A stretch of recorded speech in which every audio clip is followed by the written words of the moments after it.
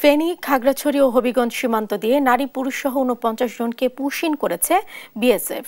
BGB জানিয়েছে, বৃহস্পতিবার ভোরে বৈরী আবহাওয়ার সুযোগ নিয়ে ভারত বাংলাদেশ সীমান্তের ছাগলনাইয়া বিএসএফ তাদের প্রথমে হাত ও চোখ বেঁধে সীমান্ত এলাকায় নিয়ে আসে।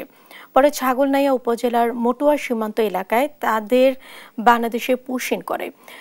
এদিকে খাগড়াছড়ির মাটিরাঙ্গা সীমান্ত দিয়ে আরও ১৪ জনকে অবৈধভাবে পুশিন করেছে বিএসএফ।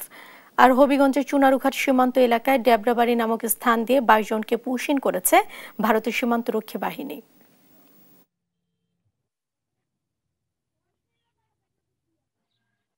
১৩ জনকে পুশিং করা হয়েছে। এই ১৩ জনের ব্যাপারে আমরা তাদের এলাকায় তাদের যে ঠিকানা আমাদেরকে দিছে, তারা সেই ঠিকানা অনুযায়ী আমরা তাদের কুড়িগ্রাম